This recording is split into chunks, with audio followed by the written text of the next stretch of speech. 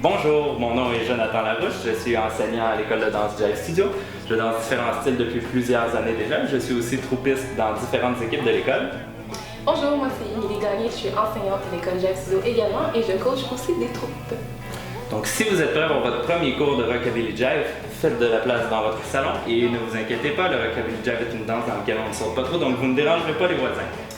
Si vous êtes seul chez vous, c'est possible de suivre le cours quand même et pouvoir développer votre versatilité en apprenant le rôle de guide et aussi le rôle d'interprète. C'est parti!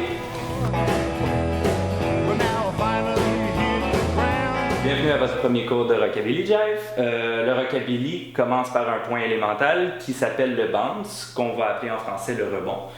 Pour le bien du cours, étant donné qu'on ne veut pas alourdir la matière, on va parler de bounce dans tous les cas. Donc le but du bounce, c'est de donner de la vie à notre danse. Ce qu'on va vouloir faire pour commencer, c'est aller chercher une position sportive avec les jambes à la largeur des épaules et on va aller chercher un léger rebound vers le bas.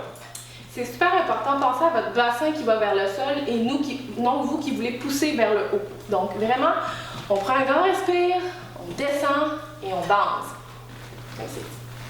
On va essayer de garder les bras et le haut du corps détendus et on va garder une position dans laquelle le corps est bien aligné. On va éviter d'aller pencher trop vers l'avant ou pencher trop vers l'arrière. Donc c'est sportif, mais c'est pas football squat. Donc on conserve ça quand même dans une certaine carrure, comme ceci. On va commencer à danser sur une chanson, faites juste nous suivre.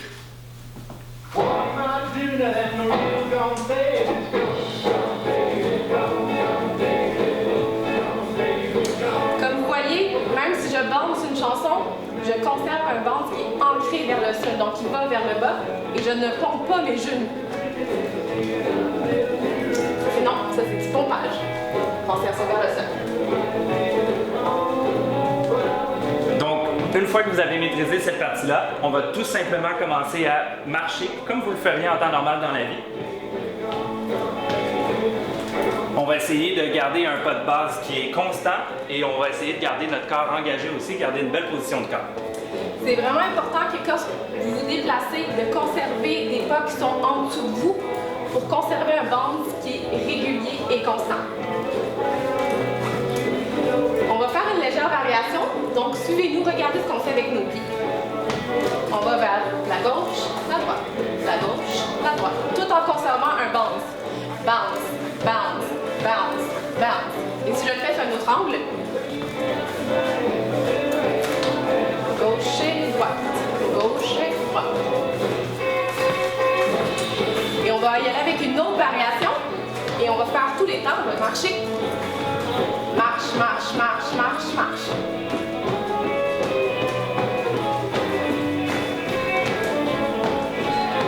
Une fois que ceci est acquis, on va aussi y aller avec une autre variation qui va y aller avec la jambe droite, devant et derrière, en conservant tous les pas. C'est-à-dire que je vais quand même faire mon pas de la jambe gauche. Devant, derrière, devant, derrière. Bounce, bounce, bounce.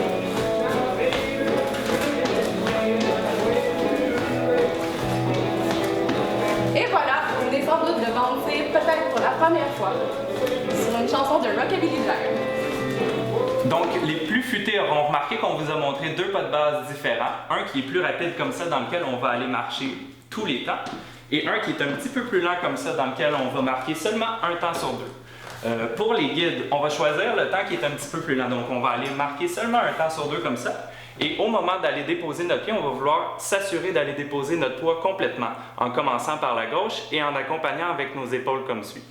Même chose pour la droite, on va aller transférer notre poids sur la droite et on va suivre avec nos épaules et on va aller faire une rotation du haut de notre corps pour accompagner le mouvement. Si je fais tout dans un morceau, ça va donner ceci. Gauche et droite et gauche et droite et gauche et droite. Comme vous remarquez, je garde le haut de mon corps engagé et j'accompagne avec mes épaules dans chacun de mes pas en déposant à chaque fois tout mon poids.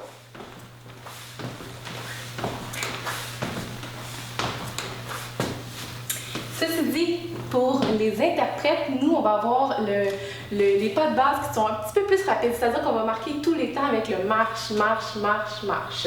Donc, on débute avec justement le marche, marche, marche, marche. Et comme je vous expliquais tout à l'heure, on va commencer à faire des pas devant et derrière, mais avec votre jambe droite. Toutefois, votre jambe gauche est une jambe pivot et elle va rester active quand même. Donc, ça va comme suit. 5, 6, 7, 8, go. 7. Devant, derrière, devant, derrière. Et comme vous pouvez constater, ma jambe gauche fait quand même tous les pas.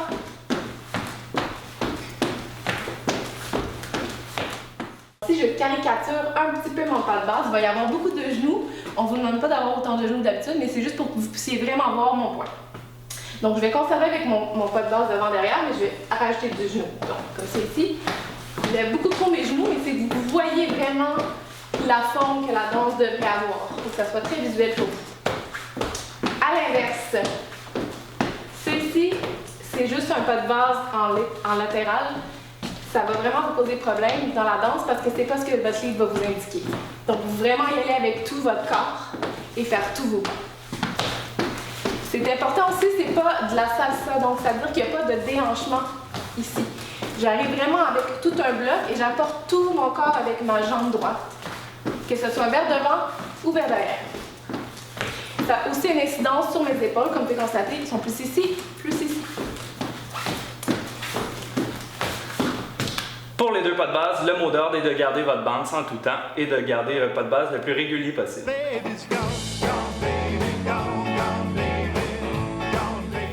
Donc, vous venez de voir les pas de base guide comme l'interprète, mais comme le Rockabilly Jive, c'est une danse sociale. Si ça danse à deux, on va vous montrer qu'est-ce qu'on appelle le frame, donc le cadre que devrait avoir votre corps pour pouvoir vous connecter à votre partenaire. Donc, ce qu'on va vouloir faire en tant que guide, c'est tout simplement offrir nos mains à notre interprète comme suit. On va vouloir créer des petits crochets dans lesquels l'interprète va vouloir aller déposer ses mains. Donc, moi, en tant qu'interprète, je dépose tout le poids de mes mains dans les mains de mon lead. Les crochets pour les mains des guides. Les crochets pour les mains des interprètes qui se glissent avec tout leur poids dans la main de leur guide. Pour les guides, si vous n'êtes pas à l'aise, vous pouvez sortir les doigts comme ça ici. Comme c'est ici. C'est important par contre, le frame, ça part aussi des bras. C'est-à-dire qu'on ne veut pas conserver un frame qui est très rigide. On veut vraiment y aller avec quelque chose qui est très détendu. Au niveau peut-être plus du nombril de la follow. Oui, on va laisser tout simplement tomber les bras le long de notre corps en laissant les bras légèrement engagés pour ne pas être pris comme ça vers l'intérieur. Si on vous montre sous différents angles, comme ceci, on veut vraiment des bras qui sont très très légers. Ici. Voilà. Parfait. Donc, vous êtes prêts à amorcer votre première danse. La manière dont la danse va s'amorcer, pour les guides, on va vouloir initier notre pas de base. On se souvient que notre pas de base commence sur la gauche et on va vouloir déposer tout notre poids en faisant une rotation d'épaule dans la direction vers laquelle on dépose notre poids, ce qui devrait initier aussi simultanément le pas de base de notre interprète. L'interprète, pourquoi notre pas de base va fonctionner, c'est une conséquence de la rotation d'épaule de mon guide et également de sa jambe gauche qui va vers la gauche. Donc, si on continue avec notre jambe droite, comme ça ici, ça devrait initier un mouvement vers la droite et la deuxième étape du pas de base de notre interprète. C'est-à-dire qu'il est à la jambe droite derrière. Donc ici, si on veut faire notre pas de base au complet, ça va aller comme suit. Gauche et droite, et gauche et droite, et gauche et droite, et gauche et droite. On n'oublie pas de bouncer tout au long de notre danse. Pour l'interprète, mon pas de base va aller devant, derrière, devant, derrière, devant, derrière. Donc quand votre guide va vers la gauche, ça vous fait avancer avec la jambe droite. Maintenant, certains d'entre vous remarqueront que les bras d'Émilie et mes bras restent toujours à la même hauteur, comme s'ils étaient sur un rail. C'est ce qu'on va appeler la connexion, et c'est ce qu'Émilie a appelé en début de cours le frame ou le cadre. C'est très important de garder un cadre engagé si on veut que l'information circule. Le meilleur exemple que je donne à mes élèves qui sont guides et qui semblent toujours porter ses fruits, c'est comme si on se préparait pour sortir en soirée. On passe plusieurs heures à se mettre beau belle et ensuite on est prêt pour la belle nuit qui nous attend. Et on passe une dernière fois devant le miroir de l'entrée, puis on s'admire une dernière fois devant la glace, et tout d'un coup, on se surprend à aimer son reflet dans le miroir, et on se regarde et on dit « Hey, toi, toi, toi, toi ». Donc, il n'y a aucune agressivité dans les bras, mais le mouvement est quand même présent. Avant, arrière, avant, arrière. Un dernier point pour notre pas de base, on n'oublie pas que la danse sociale est avant tout un échange d'informations. Ce qui veut dire que l'information devrait circuler par votre point de contact avec votre partenaire ici. Si vous dansez comme ça ici, en tant que guide, si j'arrête de faire ma rotation d'épaule et que je continue de faire un pas de basse, ça devrait aussi arrêter la rotation d'épaule de mon interprète puisqu'il n'y a plus d'échange d'informations. Donc c'est important que notre frame soit engagé en tout temps. Comme ça ici.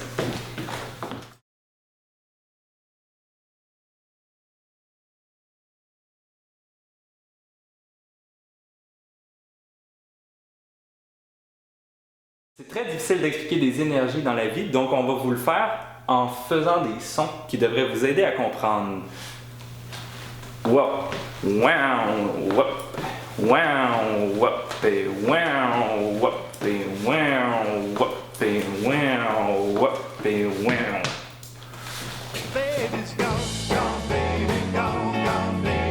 On va maintenant vous faire quelques exemples de frames et de pas de base qui ne fonctionnent pas en rockabilly jive. Donc, à prendre en compte que c'est des contre-exemples.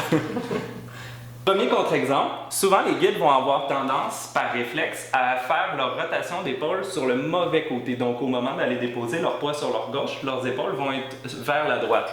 On veut absolument éviter ça parce que ça fait que notre poids est débalancé et notre poids n'est pas au bon moment, donc ça va être difficile d'initier les mouvements. Donc, ça ressemblerait à quelque chose qui va comme ceci. Comme vous pouvez voir, pour la follow, ce que ça fait, c'est que ça ne me fait pas avancer, ça me fait le pas de base de salsa que je vous parlais tout à l'heure parce que l'information ne circule pas bien et ça ne me fait pas aller vers l'avant ni vers l'arrière. Donc, premier contre-exemple. Deuxième contre-exemple pour le guide. C'est très important en rockabilly jive que tout notre corps participe au mouvement. Donc, quand on va aller faire un pas de base comme ça, ici, on se rappelle que tous les épaules et les jambes accompagnent le mouvement. Ce qu'on veut éviter absolument, c'est d'isoler notre mouvement seulement dans les bras et danser seulement avec les bras comme ça. Ça devient très non confortable pour notre interprète. Et l'interprète comprend rien. Un autre contre-exemple qui est autant valide pour l'interprète comme pour le guide, c'est ce que j'appelle un cadre qui est trop rigide. Donc, vous connectez, tout va bien dans les premiers pas de base, mais là, vous avez vraiment du plaisir et vous ne pensez plus aux éléments de base. Donc, vos épaules se cripsent un petit peu, vous redressez vos bras, puis vous vous mettez à danser ce que j'appelle en danse dinosaure. Vous allez vraiment être courbaturé juste après une chanson et c'est, on se le dira, pas très esthétique. Les guides, vous allez vous en rendre compte, donc vous pouvez aider tout simplement dans la redétendre les bras et en laissant retomber les bras naturellement. Le dernier contre-exemple, c'est le cadre qui est trop lousse. Donc, votre frame va prendre de l'ampleur et vous allez vous mettre à danser dans une drôle de position, puis peut-être accrocher vos confrères consorts sur le dance floor. Comme c'est. On se rappelle que c'est caricatural comme démonstration. Donc, si on revient dans un frame qui est naturel, on descend, on veut vraiment laisser tomber le poids de nos coudes et le poids de nos mains dans les mains du guide.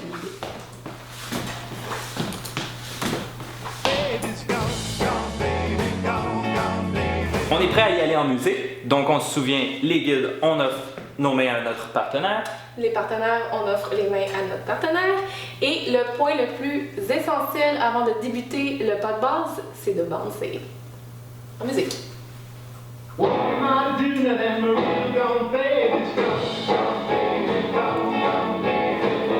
initie notre bounce comme ça et quand on se sent prêt, on va aller débuter notre pas de base. Gauche, droite, gauche, droite, et gauche, droite, gauche, droite. Pour la follow, on n'oublie pas. Ça va être devant, derrière, devant, derrière. En gardant notre jambe gauche toujours active. Faire ses pas. Les guides, on se souvient de la rotation d'épaule. On se souvient d'aller déposer notre poids. Et on se souvient de garder les bras détendus. Si vous voulez vous pratiquer davantage sur différentes musiques de l'univers du Rockabilly Jive, c'est toujours possible de vous référer à la section description où il y aura des listes de lecture proposées. Maintenant, c'est à votre tour. Mettez ça en pratique et allez-y pour une danse dans votre salon. On se revoit pour la suite du cours.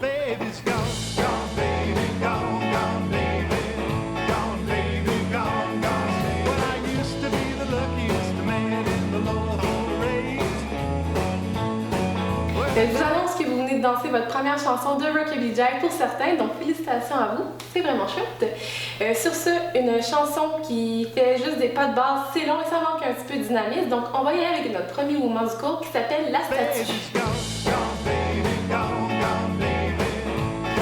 Donc maintenant que vous êtes rendus des danseurs et des danseuses professionnels, comme vous l'avez remarqué, j'ai appelé cette position ici la position 1. La raison à ça, c'est qu'en danse en général, dont en Rockabilly Jive, on va compter pour initier nos mouvements. Les comptes en Rockabilly Jive vont aller de 1 à 8. Donc quand on va faire notre pas de base ici, on va compter comme suit. 1, 2, 3, 4, 5, 6, 7, 8 pour revenir sur le 1. Comme vous avez vu, dans l'espace de 8 ans, on a fait 2 pas de base. On recommence. 1, 2, 3, 4, 5, 6, 7, 8, 1.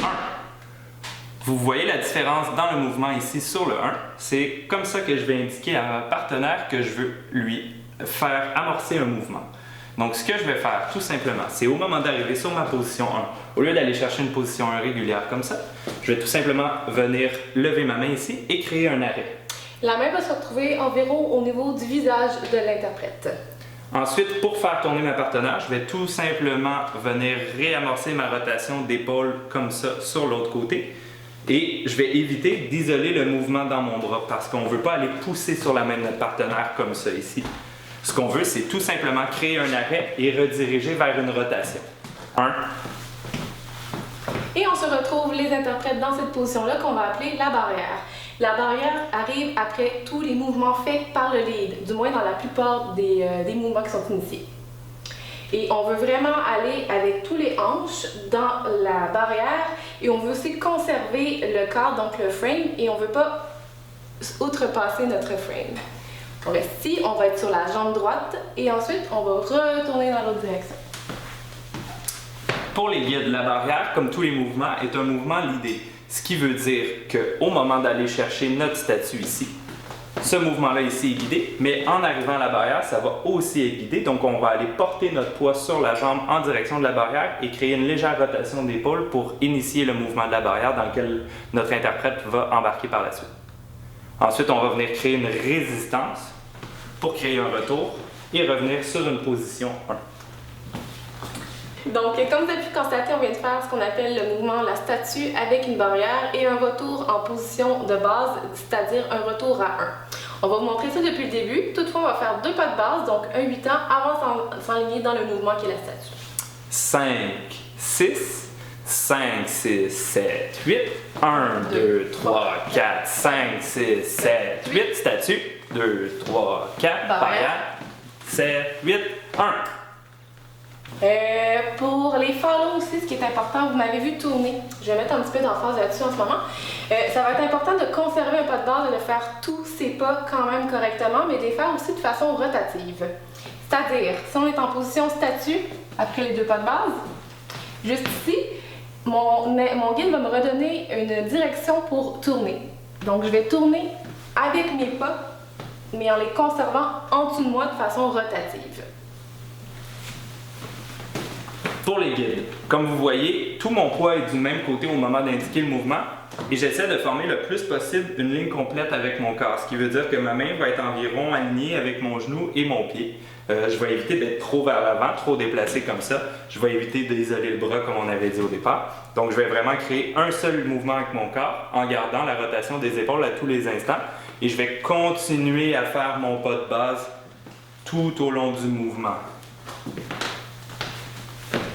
Ce qui est important également pour les guides, c'est de quand même conserver son band et de ne pas rester figé pendant le mouvement parce que ça, si vous restez figé, ça donne d'autres indications à votre follow comme quoi peut-être qu'elle devrait arrêter tout simplement son tour. Donc, ce qu'on veut éviter, 1, 2, 3, 4, 5, 6, 7, 8, 1, 2, arrêt. Pour l'interprète, on ne sait pas du tout si on devait s'arrêter parce qu'il n'y a plus d'informations qui circulent. Ce qu'on veut faire. 1, 2, 3, 4, 5, 6, 7, 8. On continue le pas de base tout au long du mouvement 1. Pour les guides, on vous a parlé de continuer votre pas de base tout au long du mouvement comme ça ici. Si jamais vous avez de la difficulté au départ à continuer votre pas de base tout au long du mouvement, l'important ce serait simplement de garder votre bounce et garder vos transferts de poids.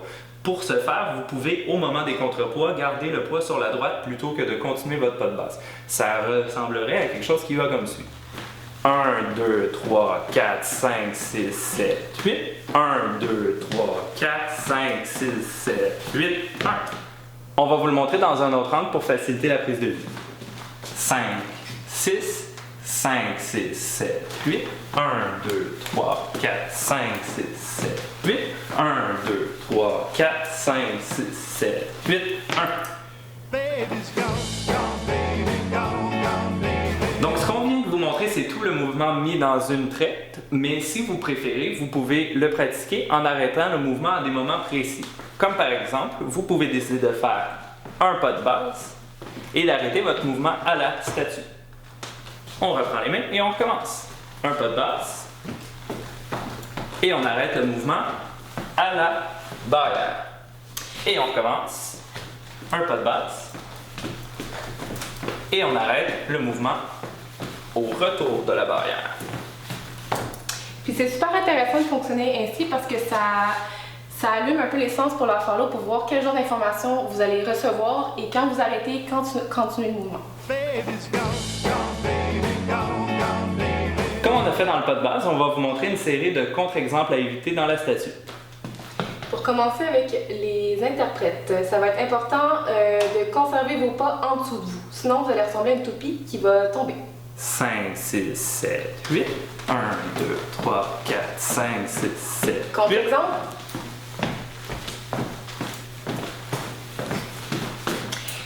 Si vous ne restez pas en dessous de vous avec vos pas, vous n'allez pas tourner de façon fluide et sur place et vous allez beaucoup vous éloigner de votre guide. Donc, vraiment important. Je vais faire le mouvement correctement maintenant, mais comme vous avez vu dans le contre-exemple, je sors vraiment beaucoup de mon cercle de hula hoop en dessous de moi. Ce qu'on veut pas. 5, 6, 7, 8.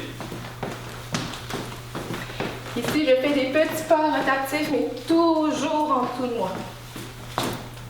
Premier contre-exemple. Ensuite, deuxième contre-exemple, encore pour l'interprète. Ça va être important de conserver votre frame dans tous les mouvements pour ne pas avoir un frame spaghetti, parce que ça aussi, ça va faire en sorte que vous allez beaucoup vous éloigner de votre guide. 5, 6, 7, 8. J'ai un frame spaghetti. Mon bras par l'avant. Mon corps suit pas. Et je suis rendue un peu tout croche dans tout le mouvement, surtout quand je tourne. C'est effectivement très confondant. Maintenant, vous avez vu le contre-exemple au niveau du frame spaghetti. Conservez un frame qui est un petit peu plus près de votre corps et toujours ancré avec votre centre. 5, 6, 7, 8. Mon bras part en même temps. Mon bras reste ici et revient à sa bonne place. Toujours avec mon corps. Premier contre-exemple pour les guides. Le contre-exemple ressemble beaucoup à celui qu'on avait vu sur le pas de base, donc on va se rappeler qu'on évite de tourner les épaules du mauvais côté. Donc si mon poids est sur la droite, mes épaules doivent être aussi sur la droite. Même chose pour la gauche. Ça va beaucoup faciliter le moment où vous initiez le mouvement parce que votre poids va être au bon endroit par rapport au pas de base. Par rapport au pas de base, exactement. Donc ce qu'on veut éviter ici, ce serait de faire quelque chose qui ressemblerait à ça. Vous voyez que mon mouvement est beaucoup moins ample pour l'interprète et je ne comprends pas que la statue était en devenir. Ici, j'ai absolument aucun levier, j'ai aucune façon d'initier le mouvement. Donc, ce que je veux, c'est vraiment propulser mon poids sur la gauche au moment d'initier mon mouvement, comme ça ici.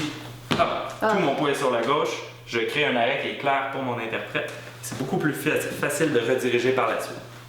Autre contre-exemple pour les guides, on va éviter d'initier nos mouvements à la dernière minute. C'est important de préparer nos mouvements un petit peu d'avance pour dire à notre interprète que quelque chose de différent se prépare dans le pas de base. Donc on va éviter de faire quelque chose qui ressemblerait à ça ici. Ouh! Et on va y aller de façon beaucoup plus fluide en suivant le mouvement naturel de notre corps. Donc dès que je me prépare à m'en aller sur la gauche ici, déjà j'amorce mon mouvement de main pour être sûr d'avoir un contrepoids au bon moment. C'est aussi important pour les guides, vous savez que le mouvement arrive parce que c'est vous qui l'initiez, de ne pas changer la direction à la dernière minute, ce qui va dans le même sens que ce que tu dis. C'est-à-dire que si vous voulez vraiment faire une statue puis pas un pas de base, c'est pas « Ah, je m'en vais à un pas de base, non, finalement, je m'en vais dans la statue ». Ça va vraiment aussi être bizarre pour la follow, puis on va pas du tout comprendre, donc c'est peut-être pour ça que votre mouvement ne va tout simplement pas fonctionner. On se rappelle de rester clair et confortable. On va maintenant aller en musique. Donc, pour les guides, tout ce que vous allez avoir à faire, c'est faire votre pas de base naturel, garder un bounce et un frame qui sont engagés. Et quand vous vous sentez prêt, au moment d'arriver sur la gauche, vous allez initier une statue. Donc, ça va ressembler à ça ici. On danse, la la la la la. On fait une statue et on revient. On peut en faire 4 pas de base si on est plus confortable. Et quand on revient sur un 1, 2, 3, 4, 5, 6, 7, 8, 1, 2, 3, 4, 5, 6, 7, 8 à 1. À vous de jouer. Baby's gone, gone, baby, gone, gone, baby, gone, baby, gone, gone. When I used to be the luckiest man in the Lord of the race. Vous venez d'essayer les différents mouvements qu'on vous a montrés, c'est-à-dire la statue ainsi que la barrière et les pas de base, qui est l'élément de base de la danse Rockabilly Jive. Par contre, j'aimerais juste spécifier un aspect super important pour les follow à ne pas faire dans la danse parce que c'est un transfert d'informations et si vous le faites, vous ne recevez pas l'information mais vous la décidez vous-même. C'est-à-dire, je ne veux pas que vous backlidiez. Backlider, c'est de penser que le guide veut nous emmener à un endroit qu'on sait déjà qu'on va y aller par nous-mêmes. C'est-à-dire, si, comme je sais qu'après chaque mouvement, il y a une barrière, de m'ennuyer tout seul moi-même dans la barrière, ça peut donner un coup à votre lead, puis changer. Ah, je sais qu'il y a ça, mais j'y vais moi-même. Voyez-vous, mon intention est déjà d'y aller parce que mon guide a déjà entamé le mouvement et j'y vais par moi-même. Ça peut donner un coup dans le frame de mon lead, mais ça peut aussi détruire la danse. Détruire la danse. Détruire la danse.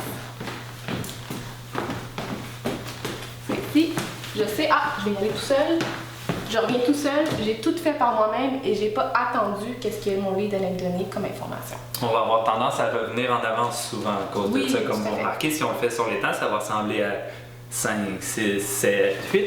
1, 2, 3, 4, 5, 6, 7, 8. 1, 2, 3, 4, 5, 6, 7, 8. Oh, là, on est beaucoup Voyons, trop on était d'avance. obligé d'accélérer les temps à cause de ça. Donc, je sais que c'est des fois plus évident pour nous quand on commence à danser comme ça parce qu'on sait ce qui s'en vient et c'est sécurisant. Mais c'est pas comme ça que vous allez bien évoluer en tant que danseuse de Rockabilly Jive. Donc, faites attention à ça. Et pratiquez ça aussi. C'est possible pour le guide de vous tester à la maison et de vous envoyer en barrière ou pas du tout. D'initier une statue, arrêter le mouvement, voir si vous allez écouter ce qui est donné comme information. Faites attention aussi, les interprètes, ça se fait également dans le pas de base backleadé, c'est-à-dire de faire son pas de base seul et pas attendre la rotation d'épaule et l'initiation par le guide de la danse. Comme vous voyez ici, je fais à peine de rotation d'épaule, donc techniquement, il ne devrait pas y avoir de pas de base comme ça. Mais comme je sais que c'est ça mon pas de base, j'y vais tout seul. Puis là, on ne veut pas ça, ça brise la danse, ça brise les intentions du lead et ça fait pas une belle harmonie dans la danse. Si vous voulez vous pratiquer davantage, n'oubliez pas que vous pouvez vous référer à la liste de lecture en référence dans la vidéo. Et sachez que, comme dans n'importe quelle discipline, la danse est inclue, la pratique fait la perfection. Donc, c'est sûr que si vous enchaînez seulement tout le contenu du cours d'un coup sans jamais le pratiquer, ça se peut que vous ne voyez pas rapidement les progrès. Donc, ce qu'on vous suggère, c'est à chaque fois que vous voyez un nouveau mouvement, prendre le temps de l'essayer sur de la musique, prendre le temps d'intégrer le band, c'est toute la matière qu'on a vue, pour faire un mouvement qui est bien fait. Puis, vous pouvez ensuite passer au suivant avec beaucoup plus de confiance. Le cours s'envolera pas, il est à vous, donc pratiquez, ça va vous rendre meilleur tout simplement. Baby's gone, gone, baby, gone, gone, baby, gone, baby, gone, gone. When I used to be the luckiest man in the Lord of the race. Et voilà, vous êtes donc prête pour votre deuxième mouvement déjà. Baby's gone, gone, baby, gone, gone, baby. Le deuxième mouvement va ressembler au mouvement que vous venez de voir, donc va ressembler à la statue avec quelques petites distinctions. On va vous le faire une fois, vous allez voir si vous êtes capable de noter les distinctions. 1, 2, 3, 4, 5, 6, 7, 8. 1, 2, 3, 4, 5, 6, 7, 8, 1. Donc oui, comme vous l'avez remarqué, première distinction, contrairement à la statue, le mouvement qui s'appelle Flat and Push va se leader beaucoup plus bas, presque à la hauteur naturelle de notre frame. Donc, on va aller essayer de viser comme si on voulait pousser à la hauteur du nombril de notre interprète.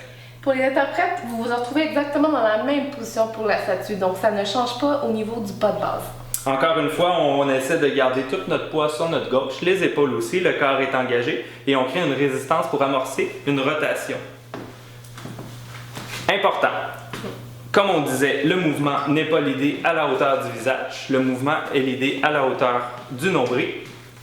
Et on veut éviter de pousser vers l'avant comme ça pour faire déplacer notre interprète. Ce qu'on veut plutôt, c'est créer une résistance et aller pousser vers le bas pour indiquer à notre interprète qu'on veut que la personne tourne sur place. Exact. C'est important pour l'interprète de... ce n'est pas à cause que vous voyez la main que vous allez juste faire un high five dedans et tourner par vous-même. Ça revient au concept qu'on vient de voir tout juste avant. Mais on veut quand même aller épouser l'énergie qui nous est donnée au niveau de la main. Donc on va prendre le temps d'aller créer une absorption et une redirection. Wow! Et on tourne par la suite. Ça va être vraiment plus efficace pour vous, pour tourner et pour que le lead puisse vous donner votre élan également. Pour la suite du mouvement, à partir du moment où on a créé la séparation des mains, tout ce qu'on va faire en tant que guide, c'est de laisser notre main disponible pour venir recréer un contact une fois la rotation terminée et on va réamorcer une barrière qui, encore une fois, est l'idée pour revenir à notre position 1. Pour les interprètes, il va y avoir une déconnexion. C'est super important pour vous, si vous voulez consommer le mouvement adéquatement, de conserver vos mains dans un frame. Donc, près de votre corps, avec votre frame habituel, pour venir vous ancrer par la suite pour pouvoir aller efficacement en barrière. Vous ne voulez pas faire un hélicoptère parce que votre lead ne voudra plus jamais danser avec vous, mais vous ne voulez pas non plus avoir un frame qui est indisponible parce que vous n'allez jamais vous rendre en barrière. Donc, si on vous fait tout d'un coup, 5, 6, 5, 6, 7, 8, 1, 2, 3, 4, 5, 6, 7, 8, 1, 2, 3, 4, 5, 6, 7, 8 à 1. Et voilà! Baby's gone, gone, baby, gone, gone, baby.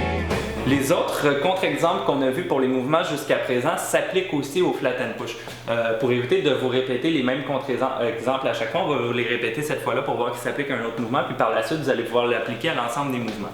Donc, comme pour la statue dans le flat and push, on va éviter de leader notre mouvement à la dernière minute, donc de faire notre truc et ensuite tout de suite aller leader un mouvement à la dernière minute. Et de pousser. On va éviter d'isoler le mouvement dans le bras, donc d'aller pousser comme ça vraiment fort sur notre partenaire. On va aussi éviter d'être sur le mauvais pied quand on fait notre pas de base. Puis c'est également important d'être clair mais précis dans le mouvement parce qu'il y a quand même une distinction, même si le mouvement se fait du même côté, il y a vraiment un mouvement qui est plus haut au niveau du visage de votre interprète pour les guides et il y a le mouvement de flat and push, donc le déroulé de la main plate, se fait vraiment plus au niveau de la hanche. Donc il faut vraiment être clair dès le départ de où ce que vous voulez, de quel mouvement vous voulez faire en fait. Si par exemple mon guide le fait à la dernière minute, 5, 6, 7, il 8. sera en statue parce qu'il pensait que c'est ça qu'il voulait faire, mais au final c'était un flat and push. Ouh! Pour la follow, c'est vraiment étrange, on ne sait pas du tout quel mouvement il était vraiment initié en fait. Donc soyez clair et précis. Donc encore une fois, la constance et la fluidité sont au mot d'ordre. 2, 3, 4, 5, 6, 7, 8. 1, 2, 3, 4, 5, 6, 7, 8 et 1. C'est doux. Doux. Well, then I took to drinking and was staying out a little too late. I wasn't doing my baby wrong, but I was. Félicitations, vous avez survécu à votre premier cours de Rockabilly Jive. On sait que c'est beaucoup de matière le premier cours parce que la danse, on veut créer des bases solides et on veut avoir une danse qui est fluide, efficace et agréable pour notre partenaire étant donné que c'est de la danse sociale. Par contre, on se rappelle qu'on est aussi là pour s'amuser et c'est ce qu'on va faire tout au long des prochains cours. Donc moi c'était Émilie Et moi, c'est Jonathan. et on se voit dans le cours 2 de Rockabilly Jive niveau 1. Might do nothing, Marino gone, baby's gone, gone, baby. Vous souhaitez apprendre à danser en duo sur de la musique rock'n'roll? En quelques vidéos, Émilie et Jonathan vous enseignent les rudiments du Rockabilly Jive. Facile d'accès grâce à ces bases simples, vous serez rapidement outillé pour danser lors des soirées. Ce cours de danse sur internet est préenregistré pour vous permettre de le suivre à l'heure de votre choix et réviser la matière plusieurs fois. Alors dès maintenant, ce niveau 1 est disponible sur jivestudio.com. Real